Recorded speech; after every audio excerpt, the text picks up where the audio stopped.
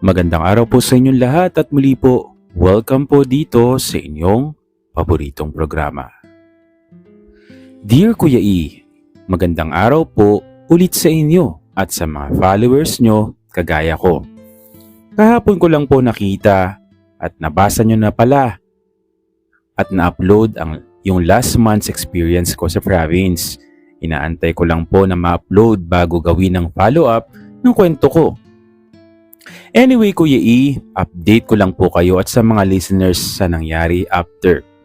Yun po, after a week, nag-open up sa akin si Eric na masayista sa mga nangyari sa kanya kung bakit ganun ang naging behavior at outlook niya sa buhay at sa same-sex relationship.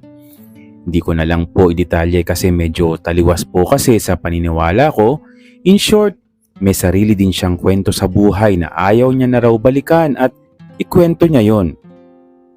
So ang ending ng usap namin sa chat is maging tropa na lang kami at client ako sa masahe job niya at okay naman sa akin. Kasi nakamove on na ako finally dahil andyan si Steph na unti-unti na akong nahuhulog. Huling chat niya sa akin is inform ko raw siya kapag nakauwi ako sa province at imasahe niya uli ako.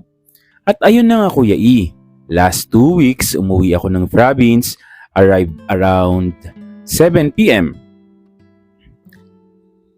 After few hours, nag-message ako sa kanya na andun na ako sa bahay at kung hindi siya busy ay magpapamasahe ako. Kasi commute ako. Medyo mahaba ang oras ng biyahe at medyo sumakit ang katawan ko. Sabi niya kung may food daw ba ako at hindi pa siya nagdi-dinner. Sabi ko naman ay meron dito na box food na binili ko sa bayan.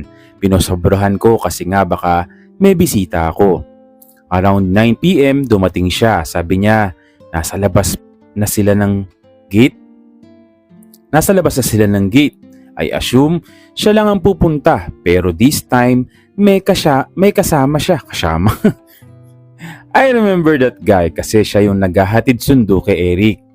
Nagulat ako kasi dati-rati nagpapahatid lang siya pero this time gusto niyang magstay yung friend niya sa unit ko. Medyo hesitant ako pero pinatuloy ko pa rin sila sa bahay.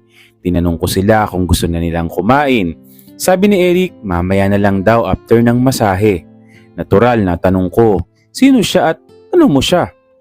Hindi siya agad sumagot. Kuya ewan ko lang kung makaka-relate sa akin ang mga kagaya ko na may third eye. I mean, kami po kasi madaling makaamoy kung may something sa lalaki ipaminta or straight. May naamoy po ako sa chubby na friend niya. Yung looks niya at tingin sa mata, naamoy ko po ang matres niya. Medyo off siguro yung pagtatanong ko kasi po may time na prangka akong tao. Ayoko nang paligoy-ligoy at wala namang masama kung may something sa gender. Hindi naman ako sinagot ng guy na kasama ni Eric. Hindi ko na rin inalam ang name. Nung pumasok na kami sa kwarto, ilalapit ko sana ng konti yung pinto. Ilalapat kasi awkward na nakahubad ako tapos bukas yung door at andun sa sofa sa labas ng door yung friend niya. In short, kita niya kami. Bago namin umpisahan, natanong ko uli si Eric. Sabi ko, gay ba siya or ano mo ba siya? Ayun, Kuya E, na-offend siguro siya kasi bakit daw kung ano-ano ang iniisip ko sa kanila ng friend niya. At bakit ko raw isasara ng konti yung door? May gagawin daw ba uli kami? Sabi ko wala pero awkward ako. In short, nag-iba ang mood niya. Sabi ko sa kanya ayoko kasi nang may nakatingin habang minamasahe mo ako at paano kami magkikwentuhan kung naririnig ng friend niya at malay ko kung anong meron sa kanila. Ayun, napansin ko na iba ang timpla ni Eric na parang ayaw niyang ma-question ang gender ng friend niya at kung ano ang namamagitan sa kanila. First time ko siyang nakita na gano'n ang reaksyon. I asked him, nakainom ka ba? Bakit parang iba yung mood mo? Sabi niya kasi, pinagdududahan mo na ako niyan eh. I didn't expect na napikon pala siya Kuya E. Medyo mataas ang tono niya, kaya reaction ko syempre, it's not okay na rin that moment. Nawala na ang excitement at naging uncomfortable na ako. Sabi ko, wag na nating ituloy itong masahe. Kumain na lang kayo, okay lang ba? Ayun, speechless na siya at lumabas kami ng room. Binigay ko yung food na nakabox at walang masyadong salitaan, lumabas na sila at hinatid ko sa gate. In short, na-spoil ang supposed to be masahe that night at hindi siya kumita sa akin. Pagbalik ko ng room, Kuya E, nakita ko na iwan ni Eric yung phone niya. Siguro kakamadali. After few minutes, bumalik sila at ayun, inabot ko ang phone niya. Bumalik ako sa unit ko at kinalma ang sarili. Maya-maya pa ay nag-message ako sa kanya. Pasensya ka na Eric pero hindi ko gusto yung nangyari. Next time, if may massage job ka, wag ka sigurong magsama ng chaperone or bantay kasi awkward yun sa client mo at sana wag kang pikon kasi ikaw din naman ay may mali kasi wala sa usapan natin na may bantay ka that night at mag-isa lang ako sa unit ko.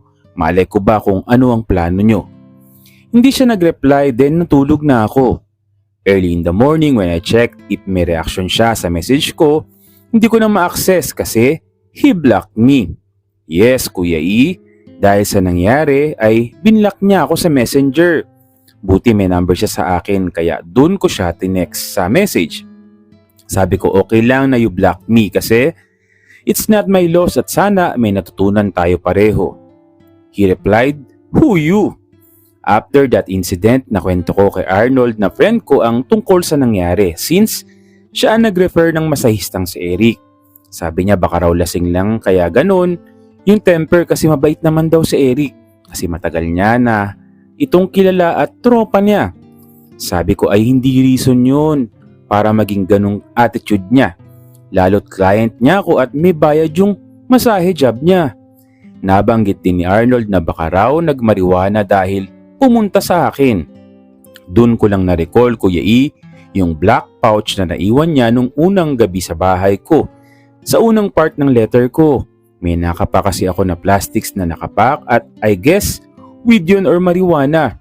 I assumed binebenta niya for additional income at gumagamit pala siya at nalaman ko kay Arnold. Nakakaloka Kuya E na sinasabi niya na born again Christian siya pero taliwas yung ginagawa niya sa buhay niya. Dahil dyan, red flag na siya sa akin Kuya E. Bahala na siya sa buhay niya. Yun lang ang sabi ko sa friend kong si Arnold. Sabi niya, hayaan mo na, kakausapin ko siya. Sabi ko naman wag na kasi mas okay na tahimik na lang tayo at cargo niya yon sa sarili niya. Moving forward Kuya E, tungkol naman kay Jan na dating crush ko na napalitan ng umay, ayun nalaman niya na nagkikita kami madalas ni Step at medyo cold sila as friend. Kaya nung tinanong niya ako, inamin ko na type ko si Step at siya itropa ko na lang. Dahil bata pa nga ayun, nagtampo ang loko at sinabi niya, kaya ko din naman gawin yung mga ginagawa ni Step sa'yo ah. Sabi ko wag na, okay na ako at tropa na lang kami. Sabi niya okay. Last na mga uwi ko sa province Kuya E, pag binibisita ako ni Step sa bahay, sobrang miss namin ang isa't isa. Kahit ilang weeks lang hindi kami nagkita, madalas may kasama siyang barkada. Yung may-ari ng motor na naghahatid sundo sa kanya. Si Lloyd, tropa niya na basketball player din. Average looking guy. Maganda ang katawan parang build ng katawan ni Goma o Richard Gomez nung bata pa siya. Kasi nga nagbabasketball at matangkad, moreno at walang bahid. Nagpapakit siya pag nagdi-dinner kami. At after namin mag-loving-loving ni Step, may message si Lloyd sa akin na, ako naman sa'yo, pwede?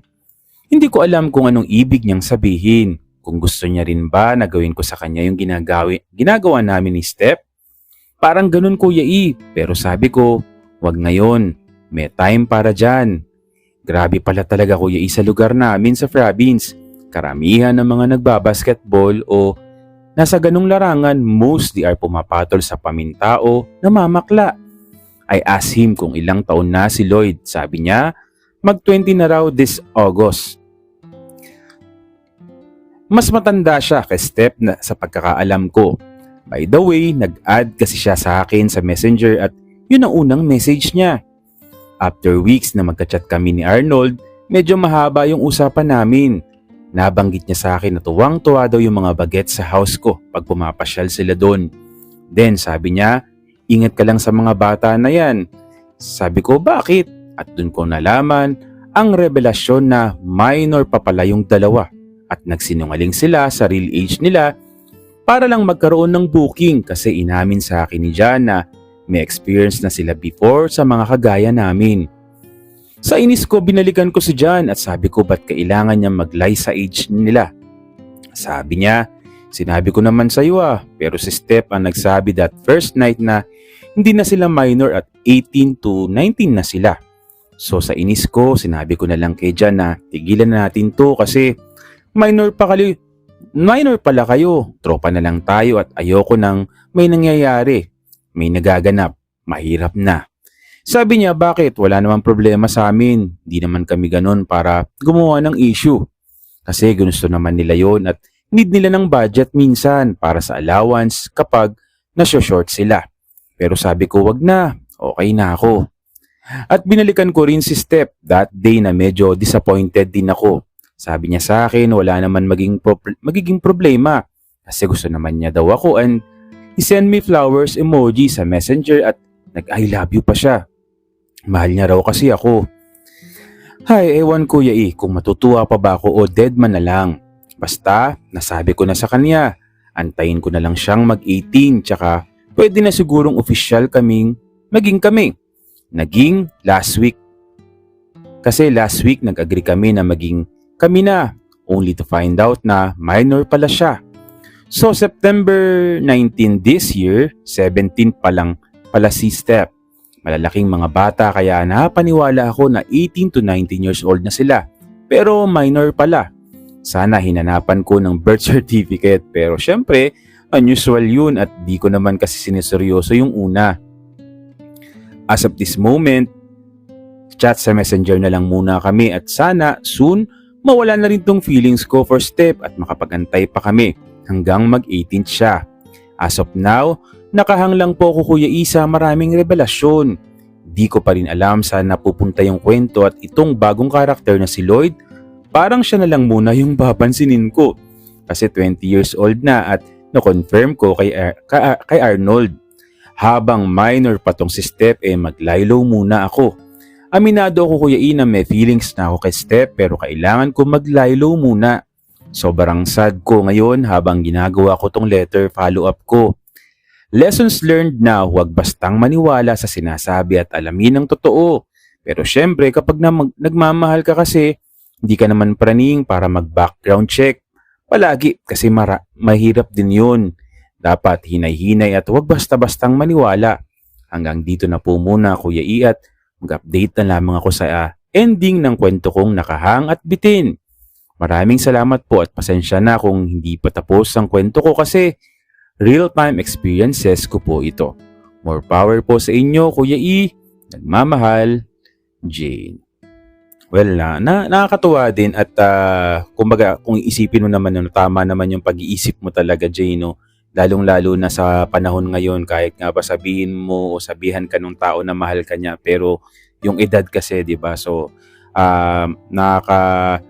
yung maganda yung sinasabi mo na hintayin mo na lang yung ganong edad, mahirap talaga lalong-lalo na baka mamaya alam mo na may mga kabataan ngayon gumawa ng issue tapos syempre child abuse yung magiging yung may kakaso sa'yo na kahit sabihin nga ba nila na hindi naman sila magsusumbong or wala lang yun pero iba talaga yung panahon na yun. Oh well, hintayin natin yung kwento ni Jay at maraming salamat po sa patuloy na sumusuporta dito lamang po sa inyong paboritong programa. Maraming salamat po sa inyong lahat.